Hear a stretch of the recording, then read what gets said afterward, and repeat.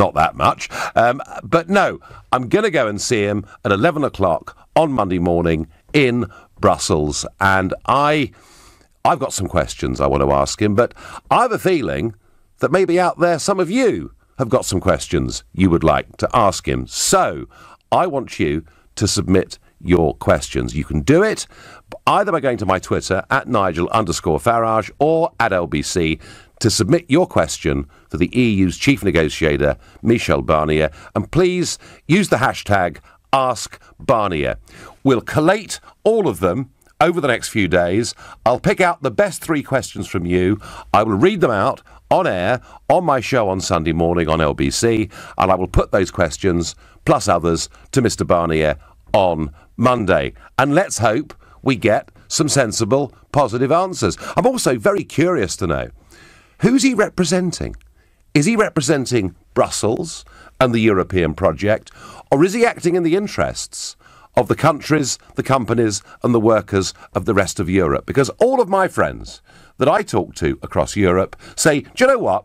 We want a simple free trade deal with the European Union because actually we sell you guys quite a lot of stuff. So it's really in the interests of millions of people across Europe for a good deal to be done. And I just begin to wonder, and perhaps Mr. Barnier will tell me I'm wrong, but I begin to wonder whether this isn't about preserving the European project and to hell with what it means for the people in Europe or Britain or elsewhere. So that's what I'll be doing on Monday. It's taken a long time. I'm looking forward to it very much indeed. Now today, those very same Ramonas have been out in force. Tony Blair, who I don't think has met Monsieur Barnier, but he did go to Brussels not long ago to meet Mr. Juncker, the Commission President. And Blair has been out there today pushing it really hard, urging the Labour leadership to change their policy and to back his call for a second referendum on whether to stay inside the European Union. He says that we face a big dilemma. Namely, that, if we do completely leave the single market, we will have to readjust our economy to do so. He's really hopeful that the whole thing can be reversed. He's also answered a few questions about controversial claims in the book that has led to this war of words between Donald Trump and Steve Bannon. But there's another claim in the book, and the claim is that Blair had actually warned Trump that British intelligence was tracking him during the campaign. Blair, I have to say today, has strenuously denied all of that. But let's listen to Tony Blair earlier on today trying to persuade the Labour Party to take a different view on Brexit. The Labour Party leadership, what they think is that the smartest thing to do is for Labour to carry on saying, well, we're in favour of Brexit too, and then essentially, when the government comes out with its deal, say, well, we will get a better deal. I tell you, when they get to that point, they're going to find it very difficult. It's far better to go on to the high ground, say what we really think, and give some leadership to our people. But the reality is, Brexit is going to make their position worse. It's going to put up the standard of living because of the fall in the currency. It's going to reduce growth, and therefore there are fewer jobs and less money to go around. And on the health service, you can see then a lot of them will have voted on the basis, well, we're going to get more money for the health service. But we haven't. We've actually got less. So I think it would be a far stronger position for the Labour Party to be in, to say what it actually thinks. And I think the vast majority of Labour members think that Brexit is not the answer to the country's problems. So Tony Blair there telling you that you'll be poorer. Tony Blair, whose economic predictions have always been so wonderfully accurate. The same Tony Blair who, of course, told us back in 1990 that joining the exchange rate mechanism was a good idea. It was a disaster. The same Tony Blair who, of course, told us we should join the euro. Had we done so, we'd have been in a very similar position to Greece. And the same Tony Blair who told us that Saddam Hussein had weapons of mass destruction that could wipe us out within 45 minutes. Yeah, that's right. That's the same Tony Blair telling us that Brexit is going to be bad for us and the Labour Party should change its policy. And then, of course, Lord Adonis, not somebody, I think, that was especially well known a couple of weeks ago, but he keeps popping up. And today, Lord Adonis was in this very studio on LBC with Ian Dale. telling us openly, in answer to one of Ian's questions, that he actually wants to sabotage Brexit. Here he is. I do respect the people, but my own view is that when they see that the terms, even if they're OK terms by the standards of some of the blood-curdling scenarios that have been put forward at the moment, when they see that it's less good than the status quo, then I think that the case simply for saying, look, there's no point all this nonsense about completely rewriting our trade and international treaties, all for the sake of making our trade and our economic position worse. Just be honest. I think then we can. Your entire strategy is basically to sabotage Brexit. That's it, isn't it? Yes. Well, I'm glad, finally, we've had somebody who's had the guts to admit it. Yes, I absolutely want to sabotage Brexit, but I do not want to do so in an undemocratic way. My view, because I'm a Democrat, I believe passionately in the working of our democratic institutions. I'm a parliamentarian. My own view, which is the reason why I think it will come to a referendum... But you don't think we should have had a referendum in the first place? No, actually... It doesn't really tie with that, does it? No, well, because it wasn't an issue of great concern to the British people. Really? Well, it may not have been a great concern to you, Lord Adonis, but it was a huge concern to a lot of people in this country who were very upset. They'd been lied to for half a century. They'd seen the ability to make our own laws transferred somewhere else. And they saw, through irresponsible, open-door immigration, their communities changing, their wages going down. And it's very interesting, isn't it, that both of these guys are talking about economics, making predictions for what's going to happen in the future. I can do that as well. I can say, freed from all these European rules, able to make our own way in the world, we'll be better off. But you know what? They could be right, they could be wrong, I could be right, I could be wrong. What is for certain is that we voted Brexit, Lord Adonis and Tony Blair. We did it because we wanted to govern our own country. We wanted to make our own rules. That is what it was all about. And when Adonis says that I'm a parliamentarian, I don't want to sabotage it in an undemocratic way. What planet's he on? He's in the House of Lords. He's not been voted into the House of Lords. He can't be got rid of by the electorate from the House of Lords. And there's been a convention in this country for over a century that if a government of a day has a manifesto and says what it wants to do, the House of Lords don't go against it. So I'm sorry, him saying he wants to sabotage it, but not to do so in an undemocratic way, frankly, does not hold water. So I wonder, folks, listening to these constant Ramonas, do you have a message for them? I certainly do.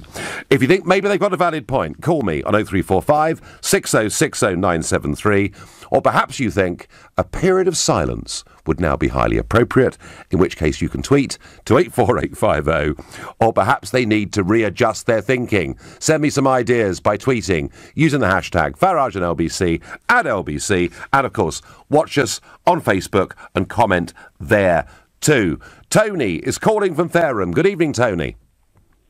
Yes, good evening, Nigel, and belated New Year greetings to you. New Year greetings to you, and did you listen to the interview with Lord Adonis earlier? I did, I listened to all of it, yes, and Barnier, Juncker and Hofstadt must be doing backflips at the moment, falling about laughing, because they would have listened to that this morning and thought, I think they must be on the planet Mars. We must be on different planets, because he's talking about the democratic vote of the public, and the democratic vote of the public, how can you sabotage something democratically? It doesn't make sense. You know, what he said just doesn't make sense to me. No. I just, he's committing us to the euro. Why are so many people from the EU in this country, mainly young people, over in this country working in our restaurants and our NHS, bless them, and they're doing so because they cannot get jobs in their own country. Well, truth is, Tony, isn't it, that the euro has actually put many millions of people out of work. I mean, it's impoverished tens of millions across the Mediterranean. Yeah, yes, of course, it's hollowed out the poorer economies of Europe. And it's also going to commit us to an EU army, which nobody really, I think, understands, except perhaps your good self, which will thoroughly undermine NATO. Donald Trump can get 2% out of most of them anyway, and encourage the Russians to increase their interference in the Baltic states. We're also going to get the free movement of people and Schengen, and basically what he's doing is undermining our negotiating position. But Tony Blair says that free movement of people is not the problem. Well, it is for many people, including myself, who voted for Brexit. All I want is control of immigration. I don't want to stop people coming to the country. Yeah. I want to stop people who, first of all, are a danger to the country, coming to the country, and secondly, those people who bring wealth and good skills to the country, nothing else. And dare I suggest, Tony, those that will integrate with our society, accept and uphold our values and our culture too. Absolutely so, and I think one of the callers to Ian this afternoon mentioned that there would be public disorder on the streets, and I don't think that's very far away, Well, let's hope it doesn't come to that. Tony from Fareham, I thank you for your call. And by the way, it's the same Tony Blair telling us that open-door immigration that isn't a problem. He was the fellow that told us in 2004, when 8 and then 10 former communist countries joined the European Union, and I remember him shouting at me, saying, we should welcome this, it's a good thing, it's going to be great. He told us an extra 13,000 people a year would come to Britain as a result of them joining, and actually hundreds of thousands a year in the first couple of years came into this country. He's been wrong about everything that he said over the last few years, and my message to Tony Blair and Lord Adonis is please shut up. You're boring us, and you're starting to make yourselves look obsessive and really somewhat stupid. You're listening to The Nigel Farage Show, exclusively on LBC. It's 7:15. LBC and its sister stations from Global bring you a brand new event. The Global Awards, rewarding the very best from the world of music, news and entertainment. The Global Awards. And the award for Best News Moment, Interview or Debate goes to... One incredible night with performances from Andrea Bocelli and Sam Smith performing live. And you can have your say on who will win at the Global Awards. Voting is now open. To vote, download the Global Player app or go to lbc.co.uk. March the 1st, 2018. The Global Awards. It's coming. Philip Schofield's an easygoing kind of guy, aren't you, Phil? Difficult to say. No, really you are. And at WeBuyAnyCar.com we try to be too. That's why there's no obligation to sell. And we've had over 1 million customers. What do you think about that, Phil? Sensational. I couldn't be more proud. Stop it, Phil. Enter your edge now at WeBuyAnyCar.com. So quick, so simple, so Schofield.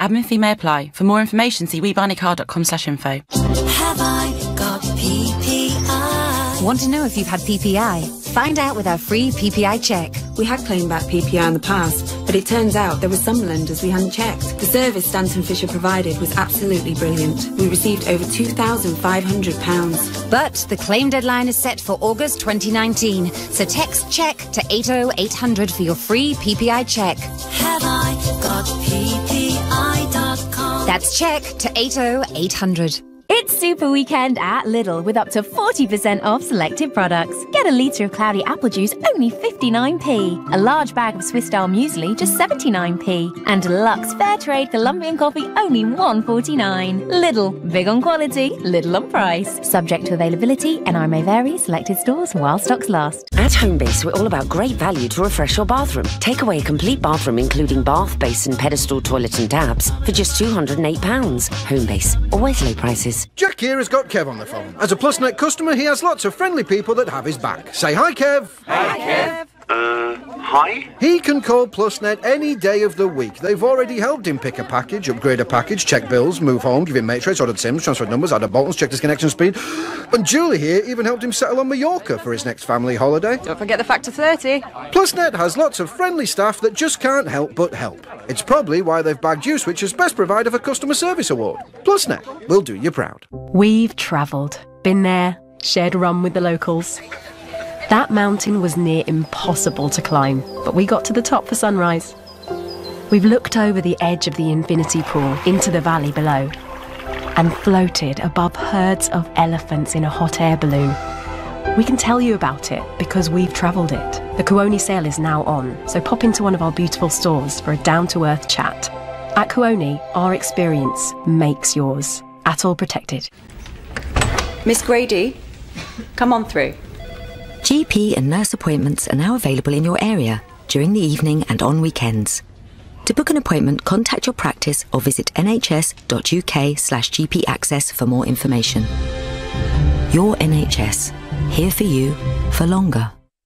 The Nigel Farage Show. Text 84850. Well, Tony Blair and Lord Adonis are out there. They're at it again. They are appearing to me to be pretty obsessive, and they're telling us that they want to sabotage Brexit. There has to be a second referendum, and Tony Blair is urging the Labour Party to change its policy. And its policy, of course, is, at the last general election, if you're in the north of England, we support Leave. If you're in London and the south, we support Remain. It's kind of the game that Corbyn played at the last election.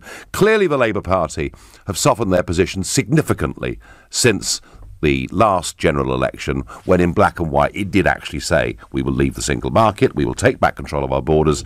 They're now in this sort of maybe we'll stay in the single market for quite a long time in the customs union, but Blair wants them to go the whole hog and argue for a second referendum. But just one quick thought on the USA today. You'll be hearing the argument going on between Steve Bannon and Donald Trump, and I spoke about that last night. Hey, it's politics, people fall out, it kind of happens. But something else is going on in the States today. The Dow Jones today went through 25,000. It hit yet another all-time record. Since Donald Trump was elected, the US stock market has risen by 33%, which is pretty extraordinary. I commented, if you remember, the week before Christmas when I was in Washington, D.C., that I'd never seen economic optimism like it in my life. Kind of, you know, the bartenders, the cab drivers saying the economy's going great. Well, it was said back in 1929 that when even the lift boys were talking about which stocks to buy, the Wall Street crash was going to come very quickly. And yet, some of the best brains on Wall Street, and I've spoken to one or two people today that I've known for years and respect, they're now talking about a different phenomenon. They're talking about the possibility of a melt-up. Yes, that's right, not a meltdown, a melt-up. They're talking about the stock market going parabolically north, up to some totally ridiculous number, and whether that means it hits 28,000 or 30,000 or whatever it is. But a feeling amongst people that I genuinely know and respect, wise people, not mug punters, not idiots, saying to me the stock market is just about to go absolutely crazy. But before you all go to the building society and take out everything you've got and put it in there, when a market goes into that dramatic final phase and starts to rise in a sort of an almost vertical line, do remember that when it falls, it'll fall even more quickly. So I'm still bullish for the US stock market. I still think for Trump, it's terribly good news. His approval ratings are now back over 40%. He's back at 6-month highs on that. Deregulation, the tax cuts, all of that is leading to these remarkable numbers. But there's going to come a point, I think later on this year, when the US stock market is going to be one incredibly dangerous place to be. We'll watch it with interest. But back to Blair and Adonis, and do you have a message for them? And Ross on Twitter says, calling other people obsessed, Nigel, what a cheek. All right, Ross, it's a fair cop. I was pretty obsessed with campaigning and pushing for Brexit, and I did it for year after year after year. But had we lost the referendum, people like me and others that supported the Leave campaign would now, frankly, not really even have a platform. Nigel, Lord Adonis forgets that the British people had the chance to reject Brexit at the last general election by voting for the Lib Dems, says Paul from Oxford. Well, Paul, you're right. And actually, 85% of the votes that were cast in the last general election were cast for parties whose manifestos said they would take Britain out of the European Union and the single market. So how dare Adonis tell us that it's not undemocratic to sabotage Brexit? We've had a referendum and its confirmation in terms of what it stood for in a British general election. I'm getting pretty tired of all these people, and even more tired of their endless tracks on Eurostar to meet Michel Barnier. I'm going to try and set that record a little bit straight on Monday if I can. Tony in Wimbledon is my next caller. Good evening, Tony. Hello, Nigel. Hello. So what do you think about what Adonis and Blair have said today? Well, I mean, my view is, as you all know, the referendum just a year or so back was quite a closely fought referendum. And it's fair to say that the country is quite divided. And I think one thing that you should respect being a champion of the people is someone who can actually speak for the 48% who currently feel that they're not being represented. Mm-hmm. Do you not think that it's nice to have someone like a Donis or a Blair to speak for that 48%? Now, that's not saying that we don't respect the result, and we don't respect the will of the people as a whole, but we need to talk about the people as a whole, so not just one side of the argument, but the full argument. It's a perfectly valid comment, Tony, in every way. Yes, of course, minority views deserve representation and deserve to be heard, and that's certainly true. I feel at the moment... So why would you tell them to shut up if they deserve to be heard?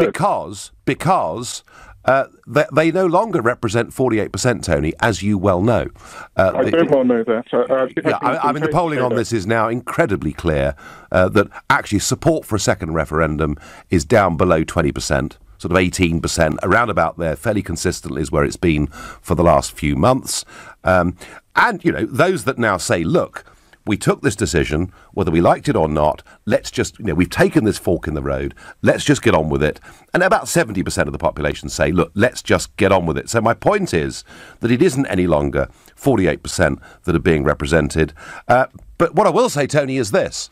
The reason I'm saying please pipe down is because actually this view is now being overrepresented, because we are hearing it day after day after day. And I actually think, not just because of how I feel about Brexit, I actually think the public are probably getting a little bit bored with it.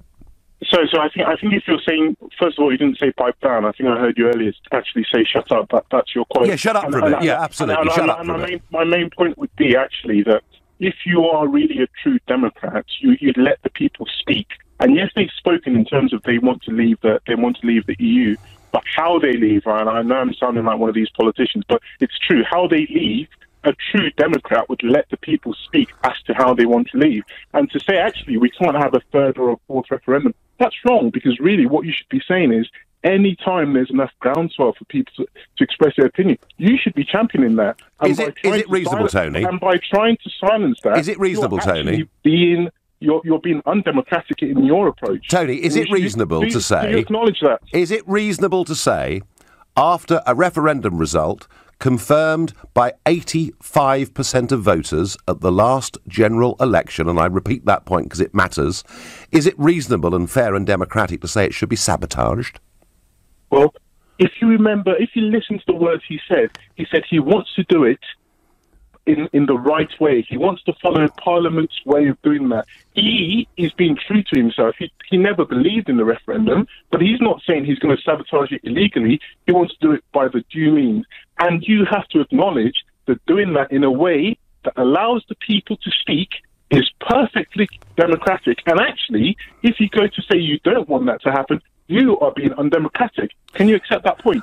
Tony, the point I accept. Can you accept that point? No, because what we've got here is a total imbalance of this argument and this debate. How? Because the establishment in this country are pro-European Union. Who are the establishment? Are you the establishment? Virtually every member of the House of Lords, the vast majority of the House of Commons, they are the political establishment of this country. They are overwhelmingly in favour of the European Union, and it's them we're hearing from day in, day out. Had the result, Tony, gone the other way, had it been 52-48 the other way, anybody arguing for a second referendum would be laughed out of town, and we would not be having this debate. That's the point. It's not a second referendum. It's a different question. And I'll repeat my point. If you truly believe in the people, you will allow them to have a say. I mean, that's my overall point. We did, Tony, we had a general election on this. You can either agree with me or disagree with me. Tony, we had a general... If you do believe with the people in terms of what they want, once that deal is agreed, you will let them have a say. That's all the point I have to make. Tony, the people have spoken twice in 18 months. Once in a referendum and then in a general election. Do you, Tony, not accept that 85% of people in the general election voted for parties that wanted to leave the single market? Nigel, I think you'll agree with me. The election was a lot more complex than just Brexit. People voted tactically. They didn't vote based on Brexit alone. If you really want the people to speak, you will let them have a view once we have a deal. It's as simple as that. And the fact that you cannot answer that question with a straight yes or no shows that you're actually being undemocratic. Tell you, we have made our decision. We have voted to leave. Exactly. And I think how we leave is now the question. Well, and this is where people are trying to rewrite history, and this is where the single market comes into play. And this, Tony, is where the influence of the big multinational businesses, their virtual ownership of our political class, frankly, this is where it comes into play. Because there is no question in my mind that every single leading player on both the Remain side and the Leave side in the referendum said, if we vote to leave, we are leaving the single market. Can I make one final point? Yes, of course. I mean, I agree with what you're saying, except for a very influential Leave campaigner, Dan Hanan. I remember him clearly saying, we will not leave the single market. And if you deny that, I can share with you the evidence. And secondly, the second point... No, Tony, you said one final point. Tony, and we're out of time. But I will say this to you. I did specifically say every leading Leave and Remain campaigner, and Dan Hannan may be well known in Spectator reading Conservative circles, but he's not known by Joe Public. Tony, you had a fair crack at the whip there, and Tony, you know, who believes in the will of the people? I believe in the will of the people too, but they've spoken twice in the last 18 months, and it's time we moved on. You're listening to the Nigel Farage Show, exclusive in LBC. It's 7:30. Lord Adonis is one of many who has been to Brussels to meet the EU's chief negotiator, Michel Barnier, and I'm going there on Monday morning at 11 o'clock Brussels time. And I'm going to do my best to represent the view of the 17.4 million people, and indeed most of those in the general election too, who voted for parties that wanted us to leave not just the European Union, but the single market, and to take back control of our borders, our fisheries, and to have no more interference from foreign courts. And I want you, please, using the hashtag Ask Barnier, to go to my Twitter account at Nigel_Farage or at LBC. Submit your questions that you would like to be asked directly to Michel Barnier. I'm going to pick the best three. I'll read them out on my show on Sunday, and I'll put them to the EU chief negotiator. And some early suggestions are coming in. Thomas from Runcorn. Does he wish that the EU had given David Cameron proper concessions in his renegotiation? Well, actually, Thomas, if they'd done that, there wouldn't be any Ramonas, because they probably would have won the referendum. And Rob from South Shields says, I should ask Barnier, are you trying to scare other countries from doing the same as Britain? And Rose, don't know where she's from, Rose says, why are you acting like the school bully? Well, there's some early suggestions. I'm not saying they're the ones that are going to get picked at the end of the day. I'm sure we're going to get an awful lot of suggestions, and some of them, like those, will be clean enough to read out on air. Let's have a little think about whether Blair and Adonis are acting democratically. Adonis says he wants to sabotage Brexit. Blair is trying to get the Labour Party to change their position. My view is it's settled. It's a done deal. We had a referendum. It was confirmed in a general election. And actually, what these people are trying to do is fundamentally anti-democratic, but they have a voice in the media to do it because they are the establishment. I wonder what David in Kingston upon Thames makes of all of this. Good evening, David. Good evening, Nigel. Happy New Year. And to you. And again, another great programme. Well, thank you very much. David, your chance, because you're on air on LBC, you can make it greater still. Make LBC great again. OK, well, for me, it's very simple, Nigel. In fact, politically, I never used to follow any political parties. Right. Then when you came, you as a person came to the forefront of UKIP and your ideals about the European Union and what they stood for, I actually sat up and listened. And I actually thought to myself, you know, this man is right. Why is it that our country is being run by a bunch of people that have never been voted in democratically, and also that they can actually change our society that we live in with a stroke of a pen? So that got me worried. So I then decided that I did, why you were leader of UKIP, I actually voted for UKIP. When you decided to step down, Nigel, I thought, great, job done. But then you've got Blair. Mr. Blair, who was the Prime Minister of this great country, who decided why he was Prime Minister, decided to have enough. And he actually stepped down mid-term. Is that somebody that you should trust? No, not at all. How is it that this man can step away from one of the most important jobs that we have on offer in this country to leave our country in the lurch like he did. So as far as I'm concerned, I would never trust that man. You wouldn't trust Blair. What about Lord Adonis? Yeah, he was on with Ian Dale earlier on, and I have to say, David, I thought Ian Dale asked some really good questions, because to get Adonis to admit that he wants to sabotage Brexit was pretty good going, wasn't it? What would you say if you met Lord Adonis, David, tonight in your local pub? What would you say to him? I don't think I could actually look the guy in the face, because I'd be more worried about this man on not just the views that he's got about Brexit and everything else, but other things that House votes on. If you've got somebody like that is willing openly to do and sabotage things quite openly on air, what other things has he actually sabotaged in the past that he feels is okay to do? But my final point is, Nigel, is that I would say this. And everybody that asks me, why did you want to come out of Europe? It's very simple. I would then turn around and say to the guy you're going to see Monday and ask him one simple question. Right. Okay? If the British people decided that they wanted to stay in Europe and be part of the European project, whatever it is, okay, would he and all the bureaucrats in Europe actually be willing to have a democratic vote for them to be elected in their positions? And I don't mean by other politicians. I mean by individuals, me, my next door neighbour, voting for who we want to sit on those seats.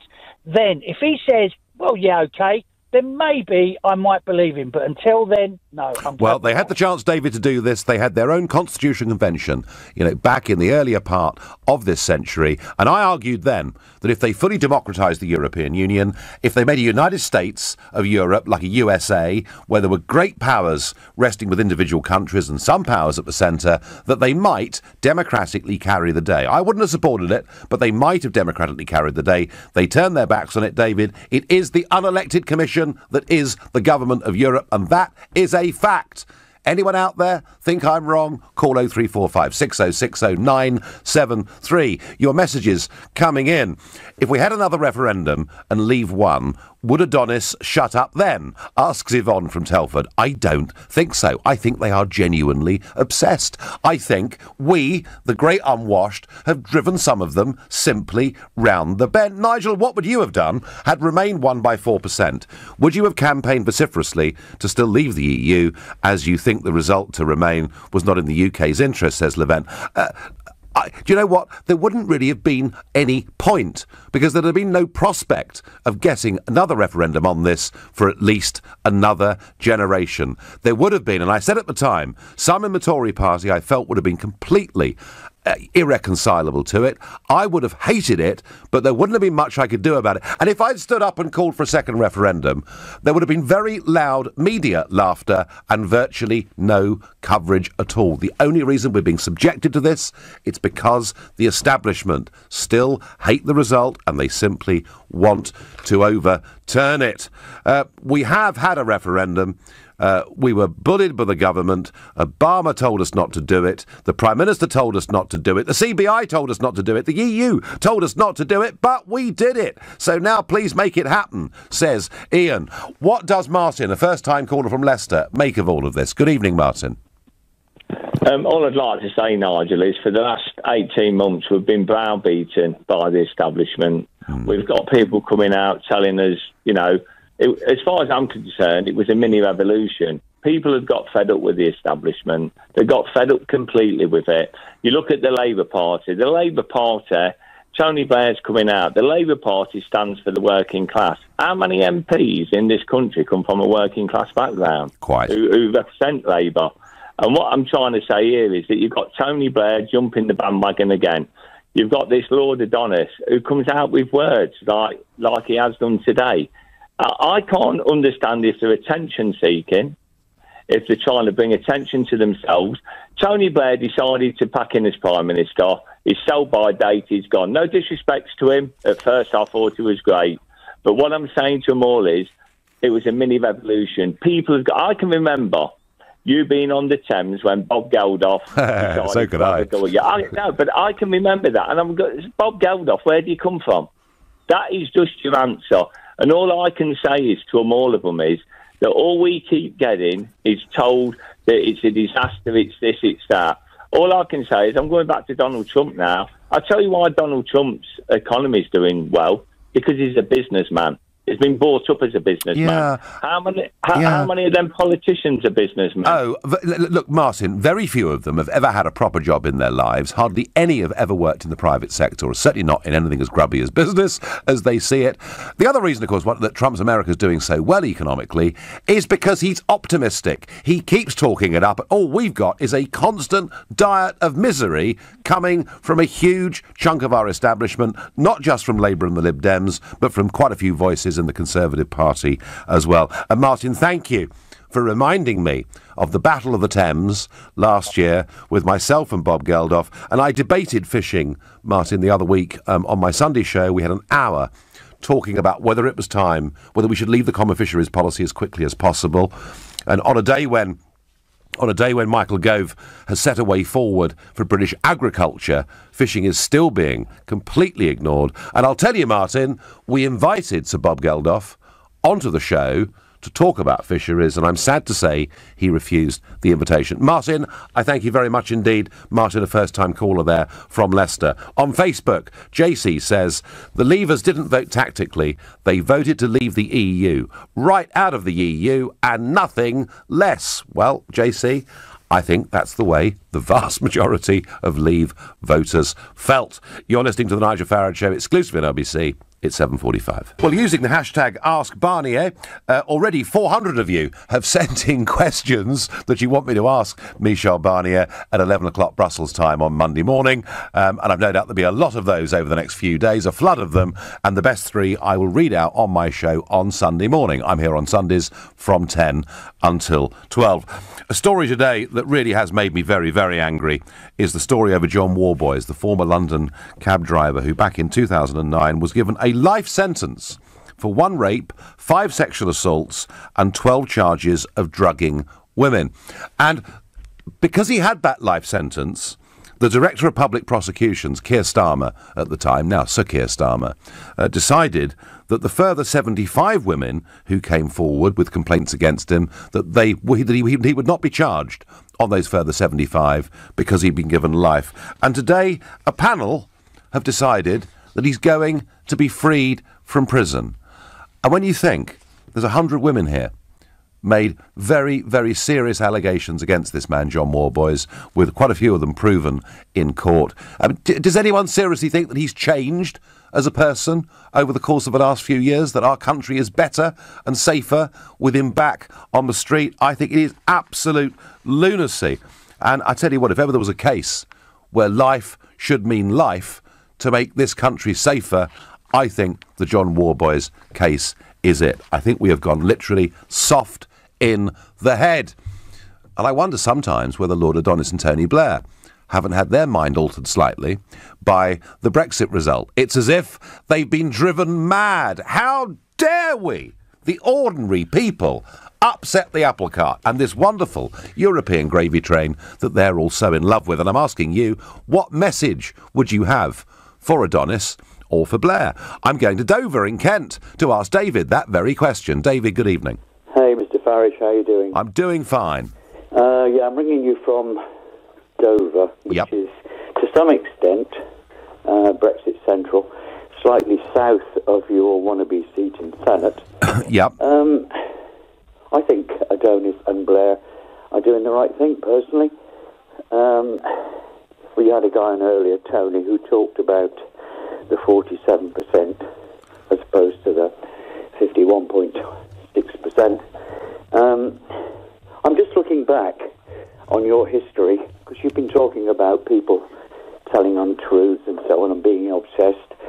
On the 17th of May, 2016, so a week or so before the referendum, you actually said, and it was reported widely at the time, you said there would be an unstoppable demand for a rerun of the EU referendum if Remain wins by a narrow margin.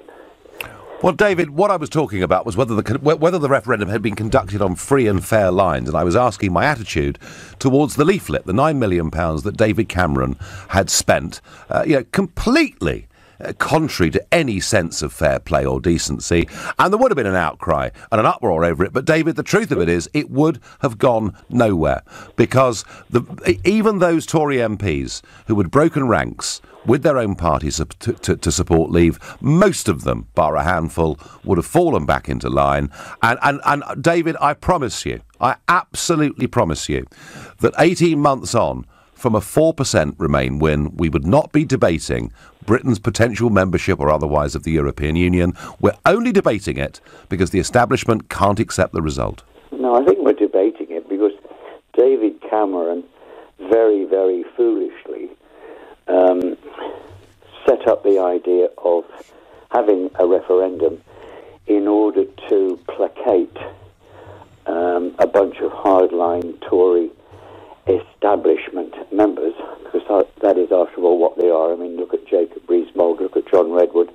They're not exactly the man in the street, are they? Well, the point is, David, they were defecting from the establishment to the insurgent UKIP. That was Cameron's problem, and it was happening to him in quite a big way, and he genuinely feared that quite a tranche of the Parliamentary Conservative Party would simply walk out and join UKIP, and he had, as far as he saw it, to stop that happening at all odds. He offered the referendum. He believed by doing it, he would kill off UKIP, kill off My Voice, kill it off as an issue, and actually what happened was it further legitimised it. But that's the past, David. So, talking about today, do you accept, David, that the 48% is now a substantially smaller portion of the electorate? No. You don't? No. Oh, really? No. So whatever YouGov say, successive opinion polls, and polls saying that fewer than one in 5 people want a second referendum on membership, you still think that 48% would vote tomorrow for us to rejoin effectively the European Union? I don't think they'd vote in the referendum. I think you're right there. I think the British public would second what Cameron said when he said referendums can become never-endums. I think he was right. Mm-hmm. No, I think a general election will see the Tories out once and for all, and with them, their hard Brexit plans. Well, what about Jeremy Corbyn's heart? I mean, did you vote Labour, David? I did vote Labour, yes. So you voted for a party that wanted to leave the European Union, leave the single market, and bring back proper border controls. Why on earth did you do that? Because I'm pretty sure that the Labour Party, Jeremy Corbyn personally, are playing a very clever game here. They're playing the game where they're saying, yes, OK, we agree with Brexit, but when it comes to it, I'm pretty sure that the Labour Party, once it comes to power, will look again. Oh, right. Oh, that's good, isn't it? So I'm pretty sure that... Oh, great. So just lie to the public, basically. Well, basically do what you did and what most of the Leave campaigners did. I'm sorry, David. We do this every week, 2 or 3 times a week, with people who are keen Remainers and desperately upset with the result, and I will do it with you again tonight. Please tell me one lie I told during the referendum. Well, you put a big poster up, didn't you, saying that all these immigrants were coming from Syria, etc., which was just bullshit. Sorry? I'm sorry. David, I'm sorry, and David's language there fell off the edge, but over 1 million people came to Germany in 1 year, and some were coming from Syria, most weren't actually. Interestingly, that migrant crisis was sold as people fleeing the civil war in Syria. Fewer than 20% of them came from Syria. They were coming actually from countries all over the world. Nigel, so now the former Prime Minister wants the people to have a referendum on the final deal to leave the EU, but never offered one on the Lisbon Treaty, and this shows up the attitude of the political classes, says Tony. Tony, they've been offering us referendums for years and years and years without the intention of ever actually delivering, and the Labour Party wriggled out of giving us a referendum on the Lisbon Treaty, and I have to say, I thought that was pretty disgraceful. My last caller of the evening, time is running out fast, is Craig from Clapham. Good evening. Hi, good evening, Nigel. Pleasure to talk to you. Pleasure to talk to you. What's your message to Adonis and Blair? Oh, for goodness sake, they need to give it a rest. Look, you know what it is, Nigel? it's, you know, the establishment have never listened to the people. It's always been about big business, listening to the EU, incorporating what they dictate and imposing that on the people. Now we've actually had a chance to actually have a vote on something significant and have ownership on the direction of travel we as a country want to go in, which goes against the establishment and big business. They simply can't handle it. That's the fact. And the thing is, I think, you know, when you look at politicians, they get elected, they get into power government, and they never deliver. They always fail us. So this is a real shock to their system, because they're having to deliver something that we want. Yeah, and Craig, don't you think that actually they're beginning to look a bit ridiculous? Because right across Europe, we're seeing Eurosceptic parties of the left and the centre of the right that are growing. We're seeing a British public that are beginning to accept that we've taken this decision and we should get on with it. Aren't they beginning, Craig, to look obsessive and ridiculous? They really are. And you know what? I hate the hypocrisy when they keep saying, we respect the democratic will of the people, we respect the vote. No, they don't. If they respected the vote, I know. What they would do is they'll get behind Theresa May, regardless of the party politics, and do whatever's necessary to get the best deal for the country. And all they're doing at the moment is just undermining every single step of the way, and it's so frustrating. Yes, and I just want to make one more really quick point. Go on, quickly. The other thing that I just want to make, this is why Trump is getting a battering from some of these people, because he is delivering on what he promised. And I don't agree with a lot of things that he's doing, but he's delivering. He's delivering. Craig, I've got to end it there. I thank you very much for your call. And you're right. Love Trump or hate him, he is delivering. He's upbeat. He's positive about the US and the economy. And here we are talking down, not just the economy, but actually damaging the ability of the British government to renegotiate a proper deal. Now, your questions using the hashtag Ask Barnier. Hi, Nigel. Ask him how much the UK should charge the EU for them to access the massive UK market and what tariff we should put on imports. To remind you, I'll be going to see the European Union's chief negotiator, Michel Barnier, at 11 a.m. Brussels time on Monday morning. I want your questions. It's easy. Go to Twitter at Nigel_Farage or at LBC. The best questions will be selected. I'll read 3 of them out on Sunday morning. I'm here. I'm back on Sunday at 10. Coming up tonight at 10, it's Nick Abbott in for Ian Collins. But up next, it's Clive Bull. Nigel, thank you.